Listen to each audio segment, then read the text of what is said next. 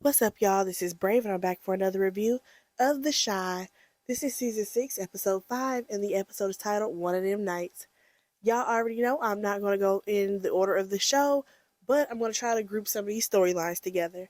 So, the first storyline that I actually want to talk about, um, let's talk about Victor. Y'all already know I don't like Victor's character at this point. I miss Trig. I miss the street elements of his character because him being like the councilman, it's not really doing it for me. Because we actually saw him and a couple of the other adults, around. I guess this was after the kids went to prom. They were like having drinks together.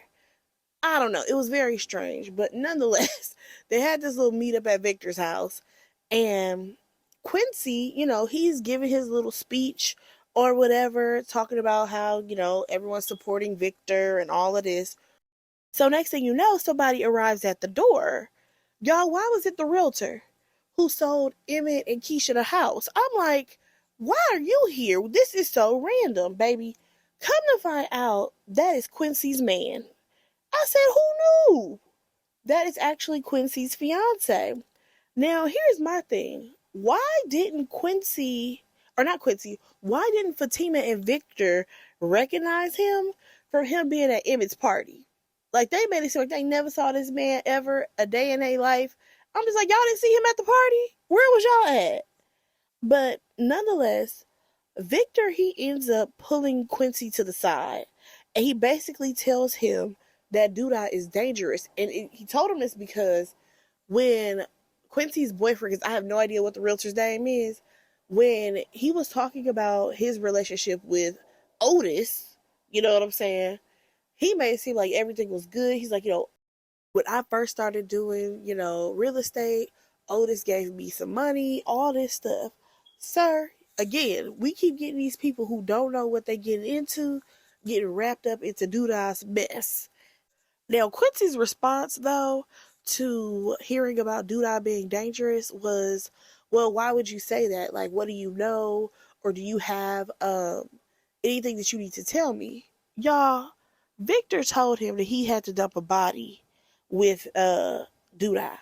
I completely forgot that it was Victor. For some reason, I thought that Nook had something to do with it, but I forgot that Victor ended up showing up after Q had died. So later on, we actually see Quincy and his man. They are having a conversation about who they can trust. Can they trust Victor or can they trust Duda? And I'm like, at this point, don't trust either one. I'm just saying, don't trust either one. Y'all just need to successfully do y'all jobs and try to stay clear of the mess and the drama. So later on, we actually see Victor get a knock at the door, and it's the FBI. Now, do y'all think that Victor's gonna be quiet about this? Or is he gonna, incriminate himself? I think it's best for him to act like he don't know nothing, ain't seen nothing, ain't did nothing. Now, y'all, let's move on to his boy Shad, because baby, when I tell you Shad is working my nerves, at this point, after this episode, I was hella confused. Because we see him and Darnell, right? They got their little repair job or whatever, and he only is able to pay Shad $100, right? Shad is like, what is this? Like, I need to be making more money, all this stuff. The man is so stressed out about money. Are we all tripping, y'all? Or did we not just see Duda give him a big ass stack of money? Like, sir, what did you do with that? Like, I'm trying to understand what's going on here, Shad. And like, Darnell has to explain to him, like, listen, we already know that men are always taught that they need to provide, protect, do all of this stuff. But really, nigga, you ain't got it, okay? You ain't got it. So you just need to go ahead and let your girl provide for the moment. So, y'all, the next time that we actually saw Shad, he was at his house getting punked by Bakari, y'all. Bakari, 16, 17-year-old Bakari, was punking a grown man into taking some guns. I said, are you serious, Shad? You that desperate for money? And the crazy part is that Bakari only had 2 G's on him. Bakari literally had 2 grand on him, and Shad took that and hid the guns in like a vent at his house, or should I say at Deja's house. Like, I feel like I'm so disappointed in his character, but we gonna see where Rashad actually ends up, because I don't see anything good coming out of him hiding these guns. Now, since we mentioned Bakari, let's talk about the kids, you guys. They are going to prom. We have literally watched them grow up on this show. Y'all already know when we first started watching The Chi, those boys were in what, like sixth grade or something? I don't know how old they were supposed to be, but they were babies. So it is pretty dope to see that now they are going to prom. So first things first, we have Emmett actually shopping with Kevin. And honestly, y'all, I was glad to see Kevin and Emmett have a scene together, because y'all remember that after Brandon had died, Emmett kind of stepped up to, be like a male figure, sort of, kind of, in Kevin's life. So I did miss seeing their scenes together like they used to be together all the time. So it was good and refreshing to see it this episode. So they're over here shopping for, a tux for Kevin to wear. And of course, Emmett is like, so who you going to prom with? And he's like, Maisha, they are official now. And I'm like, oh, okay, cool. So I guess Papa was cool with it, and we just gonna move forward with the relationship. So at first, Emmett thought that he was gonna be the person buying the suit, right? But Kevin's like, no, I got my own money. I said, Kevin really is making a pretty penny playing these video games, okay? Now, come to find out, there's a possibility that Kevin can move to LA because there is a company that wants to sponsor him. Like, they want to pay for his stay in LA, get him an apartment, all of that stuff, because he's a great gamer. So now he's thinking, hey, maybe I should move to LA once I graduate. And Emmett, on the other hand, he's like, why would you ever leave Chicago? Chicago is home, how else are we going to make the city better if everybody leaves? And I get where both sides are coming from, because like Kevin said, there's a lot of opportunity for him in LA versus what he can do in Chicago. Now, as far as Emmett goes, I get it. Leaving your city, it is a big deal. But also, y'all live two different lives. No offense, but, Emmett has a restaurant. And according to the show, he has another location in New York. So technically he's expanding. He just hasn't been in New York to even see it. I personally feel like it all depends on where you want your life to lead you, whether you should leave your home state or you should move somewhere else. You know what I'm saying? Because certain places do provide other opportunities. So let's move on though. So we see Papa, y'all.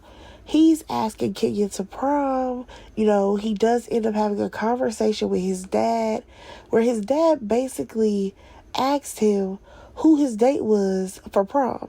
Keep in mind, this was the same day of prom. I said, what is going on here?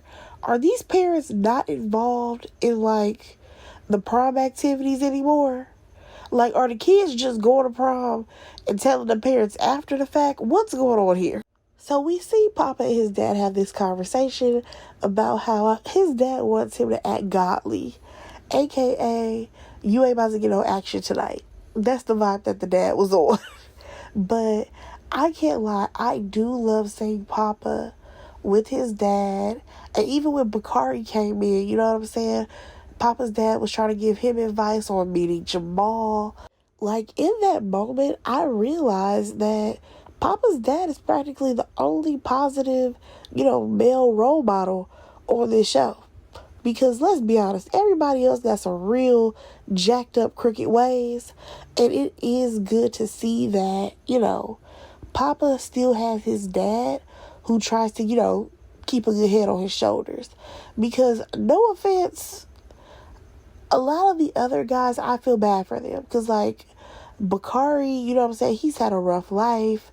Kevin, he doesn't have a male figure in his life at all. And even when it comes to Jake, Victor is so wrapped up in himself, he doesn't really, provide stable support in the way that I thought he would for Jake. Now, speaking of Jake, y'all, when did he become a full-time fashion designer? Like, I'm sorry. He had a clothing line where you can print some designs on some shirts. I was rocking with that. But baby, he ain't taking out of one sewing class, and y'all gonna tell me that he's making a full suit? A full suit? You know what? I'm just gonna rock out with this.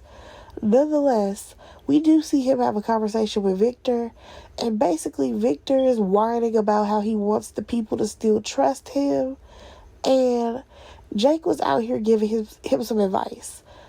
Good for him. Honestly, again, I don't really care for Victor's scenes, so it is what it is. Now, as far as Lene goes, y'all, I thought it was so cute seeing Lene and Maisha.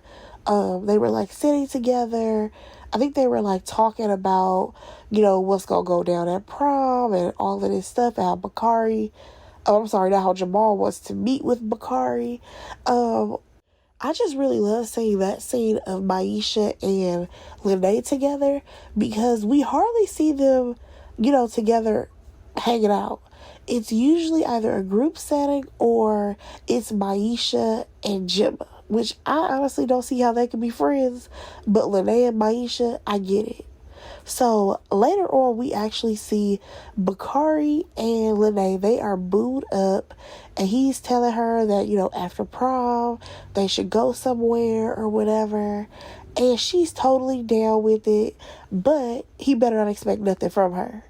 Y'all, I can't lie, in that moment, I was proud of Lene. I said, okay, girl, stand your grounds. He better not expect nothing from you on prom night. I feel like I haven't seen a young teenage character say anything like that since the early 2000s. Because as we already know, in current TV, all the kids are hooking up. It don't matter how old they are at this point. So it's very interesting to see her be like, baby, nothing's about to happen. We gonna hang out, we gonna kick it, but nothing's about to happen. Now, we gotta slide on over to Gemma. Baby, she was in that mirror in her room trying on this hideous dress, right, for prom. And one thing I can point out is that not only was that dress bad, but also Gemma's wig. Like, I hate that wig on her. But nonetheless, Tiara, she ends up coming in and she tells Gemma, you know what, I can help you find a dress. She offers to take her shopping. And I'm like, okay, at least Tiara is trying. Even though I still would have preferred if Rosalind was dating Marcus. But I'm just going to let this ride out. So we see them, they're bonding or whatever. And this was really cute. However, for me, it was giving sister vibes. And that's where it got a little weird for me. Because Tiara and Gemma look so much alike, it's weird. So when Gemma comes home or whatever, it's time for her to, walk down the stairs and show her dad what she's going to wear to prom. Baby, Tiara gave her this great introduction. She comes down the stairs. She's happy, all of this. Her dad was pissed. Marcus was pissed. He literally told her to go upstairs and change. In that moment, I felt bad for Gemma because this is the day of prom. Why would you tell her that she needs to change and find something else the day of? Hell, honestly, you should have took her shopping weeks ago. But also, Marcus, so this is the time when you decide that you're going to yell at Gemma? Like, I don't think that you should just be yelling at your kids just because. But here's my thing. Gemma has been running that house for years now. And this is the time when you want to yell at her because of what she has on? Really? Like, you wasn't even this hype when she was bringing boys in and out the house. Like, that's crazy to me. But nonetheless, Tiara is like, listen, she's growing up. And Marcus says that he doesn't want his daughter looking like a hooker. So now Tiara, she's questioning him like, so what do you think I look like? I said, well, girl, you don't dress like that, first of all. And secondly, y'all was looking like twins. And I feel like Marcus has got to realize that, listen, if you continue to date Tiara, it's low-key like dating your daughter, and that's creepy, so you need to stop. So before, everybody heads off to prom, we see the boys hanging out. Kevin, he won't say who his date is or whatever. Kenya, she bailed on Papa. She told him that he can, slide through to her house after prom, but she can't make it to prom with him. And I felt bad for Papa because he was the only one who didn't have a date. Even though I know that happens in real life, everybody does not have a date to prom. But I really didn't want him to have a date this time. So, nonetheless, we see the kids at the champagne party, right? And everybody is there to see the kids go off to prom. Now, y'all, was I the only one wondering where Douda was? Because considering Bakari is working for him, I'm surprised he wasn't there to see him off to prom. You know what I'm saying? Just because Douda like to be in places he ain't got no business. Speaking of Bakari, Jamal and Bakari have a conversation, and he basically tells Bakari that he cannot get his sister caught up in his BS. And I completely agree with that. Lene has a good head on her shoulders. Lene has a lot of stuff going for herself. She does not need to be caught up in Bakari and Douda's mess, okay? So, here's the thing. Y'all, we gotta talk about what happened at the prom. The kids are having a great time, right? I loved seeing that. I love seeing the kids, having a ball. The boys have a smoke session. Y'all, literally prom is on the lower level. All they do was smoke upstairs over a balcony. I said, y'all not gonna go to like some random room that y'all found, like a janitor's closet or something? We just gonna smoke out in the open? Okay. So they have a conversation about, Kevin possibly moving to LA. Now, I feel like Papa really didn't want him to go, but Jake was like, nah, you gotta go do what you gotta do. So they support him, right? Now, here's my thing.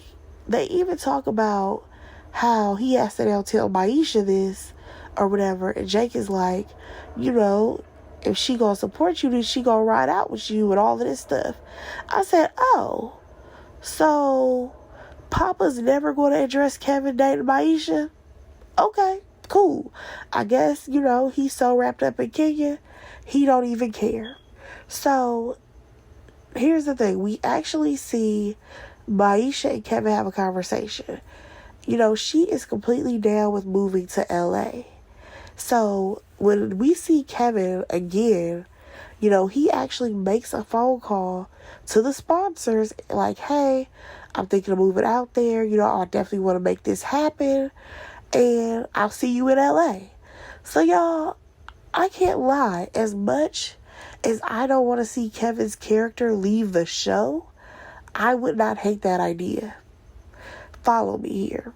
I would not hate the idea of Kevin being a black boy, or should I say a black young man, making his own way, finding something that he loves, and going for it.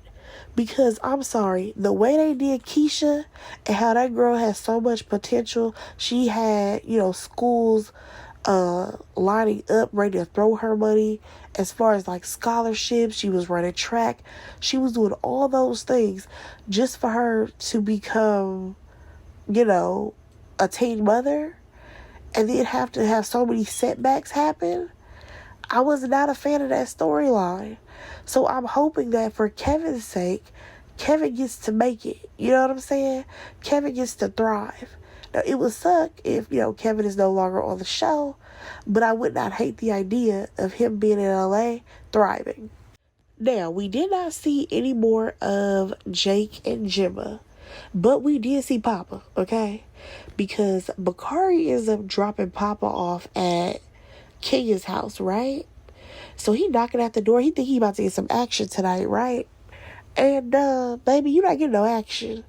Because a little boy ends up answering the door. And, of course, this little boy happens to be Kenya's child. I had a feeling that that's how they were going to, handle that situation. But, I don't know. I'm pretty sure that Papa is going to probably try to play stepdaddy. I would not be surprised. You know what I'm saying? Because it's Papa. But nonetheless, we got to talk about Bakari and Lene. So they're in the car. They're vibing out. Y'all, first of all, Bakari was whipping that car all around the city, okay? I said, sir, you know this ain't your car. Why you driving like that? Number one. Number two, when y'all saw all the cars lined up, parents who were at the little champagne party, y'all didn't look at that car and say, Bakari, where you get that car from? Bakari, you not about to drive that car. Like, nobody decided to say that. But okay, I guess, whatever. So, they actually end up getting arrested, right? And I felt so bad for them that night. So, Nina and Dre, of course, they show up for Lene as well as her brother. And Papa's dad, he came to come pick up Bakari. Like, you can tell that that's not what Bakari wanted to happen. And he also knows that now, you know, Jamal is going to be looking at him crazy. You know what I'm saying? And, like, I just felt so bad in that moment because they just wanted to be young teenagers having fun, driving around the city, whatever. And it was all bad. It went left. Now, my thing was, where was Duda? I was surprised they didn't call him like, sir, come get your car because you have this young man driving it. But nonetheless, it is what it is. Now, what was interesting to me was not only did Papa's dad pick up Bakari, but he also had time to swing by Kenya House and pick Papa up as well. I said, oh yeah, Papa Dad was over it. So, lastly, y'all, let's talk about, what's her name? The Tiff, Duda, Emmett, Keisha situation, okay? So, first things first, we see Tiff. She is learning from Cairo or whatever, and Dante pulls up. Out of nowhere, they hear like this loud noise, and they go run outside to see like what that was. Baby, it was somebody stealing Tiff's car. So Dante, he like, yo, I think I know who that was, or whatever. So he like telling her get in the car. She jump in the car with him. They ride off to see, you know, where he talking about. Baby, he took her right to the chop shop. Right to the chop shop. And Rob ended up meeting him there. So when they get up in there, they like, hey, yo, that's my car, or whatever. And Zay, you already know how he a hothead. He was basically ready to challenge them. But Duda ended up walking up. And Duda, he's like, you know, let this lady have her car, or whatever. And Rob is like, yo, like, we work with y'all. Out of all the cars to take, why would you take her car? And Duda's like, you know, it was a mistake. But Rob is pissed off. You know, he's like, take a picture of it, memorize it. You shouldn't even be looking at her car as a possibility of a car you could steal. And I agree with that. If we work with y'all, why would you steal our car? Make it make sense. So Rob, he's going off about how they need to pay for the window being busted and all this stuff. And Duda wasn't going for that. He basically told him to take the money for the window out of like the weed money profits, and he could get up out of the chop shop. So they end up leaving. Come to find out, Duda actually knows Dante. Now, they didn't exactly go into detail as to why or how they know each other, but Duda ends up questioning Dante, like, how did you know that it was us who, like, stole the car? Like, you came right to us. And Dante basically told him that, yo, your crew is getting greedy, and it's too many cars coming up missing for you not to know nothing. Y'all, why was Duda's response for him, don't get caught up with a woman, or should I say over a woman, that's not yours? Sir, that's not the response you needed to tell nobody. The problem is that you need to get your affairs in order. Yeah, Duda, you getting real sloppy, okay? So, Emmett, he ends up going to drop his son off, right? And he notices that the car window is busted. So, you know, Tiff ends up telling him what happened. And now, he all in her face like, so why didn't you call me? Baby, when she hit him with it because you ain't my man, I said, and I know that's right. Emmett, yes, you did buy her a car, but she don't owe you nothing after that. And not only that, but she already has support. You know what I'm saying? It's 2 other guys who were there who made sure she got her car back. So she basically lets him know that it was Doodah's boys, and the only thing he heard was that she was with Dante in that moment. I'm like, why are you worried about her being with Dante? It ain't like she with you, so relax. So Tiff basically tells Emmett about her growing her own weed, but honestly, I wish that she didn't. I wish that she would just, grow her own weed, start her business, and then just move on from Doodah. Because she started to tell too many people. So, here's the thing. We got to talk about how Emmett decided that he was going to roll up on Doodah, okay, over Tiff's car. And here's the thing. Doodah, he basically tells him that you need to get on up out of here with this. Because Emmett, he started yelling like, F you, baby, why he do that? Because next thing you know, Nook hands Doodah a gun and puts it to, like, Emmett's chin. Like, that part was crazy for me. I was not expecting it.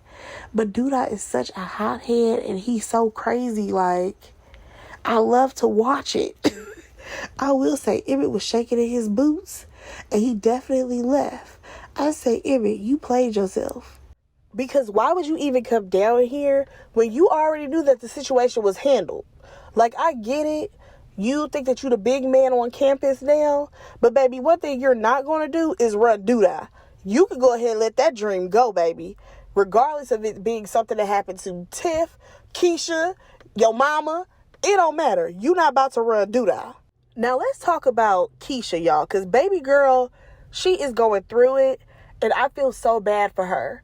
Like, I just feel like Keisha's character has gotten the shortest end of the stick, and I want more for her. I really do. So, we see her, she's having a meeting at her job, and come to find out they're having budget cuts, and on top of that, she got fired because of that, and it's because she was always late for work, and she would leave early. And I'm like, girl, even if you are a TA, you're not exactly a teacher, you do need to be to work on time, and you can't be leaving early. But why was Keisha coming in late and leaving early? Because of the kids trying to get the house in order and Emmett not always being a partner in the relationship. Because Emmett is always about Emmett. Emmett is always, oh, I gotta do this at the restaurant. I gotta go meet up with Doodah. I gotta go do this, that, another. And we have yet to see him prioritize Keisha and what Keisha has going on.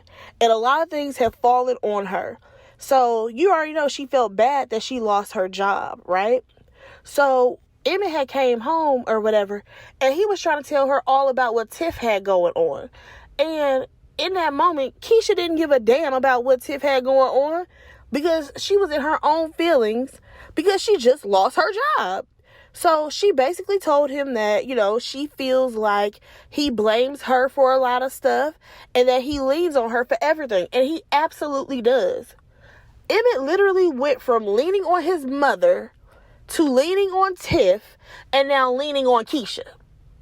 Yeah, but he, around the city, he trying to make it seem like he's that guy.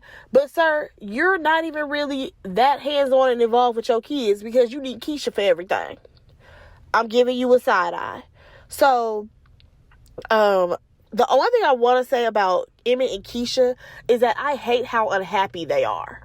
Like, even though, the whole honeymoon phase is over, I get that. But, like, y'all, we haven't seen them make each other happy this entire season. And that is such a rare sighting for Keisha and Emmett. Also, I just feel like the show has, aged them. Like, they're supposed to still be in, their early 20s. I don't think that they're even supposed to be, maybe 25? No, I might be pushing it because Keisha and Kevin aren't that, distant in age range. So, I don't know how old they supposed to be, but I promise you they be walking around like 45-year-olds. And I want us to, spruce it up. I want Keisha to be out here young and doing it. But nonetheless, she ends up going to her parents' house. And Nina and Dre are over there arguing about the fact that Dre has been texting her ex. And Nina over here fussing and nagging like she always do. I don't care about what's going on with Dre and Nina. But nonetheless, Keisha comes in and they have a conversation. More so, she had a conversation with Dre, I believe. But basically, she realized that, she has turned into her mom with all that nagging. I said, yes, you absolutely have. And she also talks about how, she lost her job, and Dre's suggestion was therapy. And I get all that, especially considering, Dre is a counselor. But my first mind would not be, oh my gosh, I lost my job, I need to go to therapy. My next line would be like, hey, Dre, you're a counselor. You work at schools and all this stuff. Do you know anybody who's hiring? Or something like that. You know what I'm saying? That's what I thought was going to happen. But no. So we actually see Keisha. She has a conversation with Emmett, right? And she's telling him how she needs to go to therapy because she's pouring into everybody else except for herself. And I said, you know what? You are doing that. And I want better for you, Keisha. I really do. Now, according to him, he don't need no therapy because he got his little men's group that he go to with Victor and them. I said, sir, they have no type of license in that room, but I'm going to let you rock. Because all y'all did was sit around and chit-chat with each other about y'all problems and ain't nothing changed. Hell, if anything, everybody done got worse. You out here hiding money from your girl. You have Shad hiding guns. You have Marcus yelling at his daughter unnecessarily. Like, it seemed like y'all niggas got worse since y'all had y'all little meetup. But I'm gonna let you rock. So, like I said, we saw Keisha. She goes to therapy, right? Cool. But baby, she's cleaning up the house, right? And y'all, why did she find the money that Nook gave to Emmett to hold? So she like, what the hell is this? Emmett, you're in too deep. And honestly, I want Keisha to leave his ass. I want Keisha to leave Emmett. I really do. Because this relationship is not benefiting her at all. If anything, she's losing at this point. But y'all, that is my review for this episode. I think I touched on everything. Did I touch on everything? I think the only thing that I did not talk about was the fact that Bianca and Alicia were talking. And basically, Bianca now knows that, Duda is the one who shot and killed Q. Whoop-de-doo. Y'all, that was my review. Go ahead and like, comment, and subscribe to my channel. And I will talk to y'all in the next one. Bye, guys.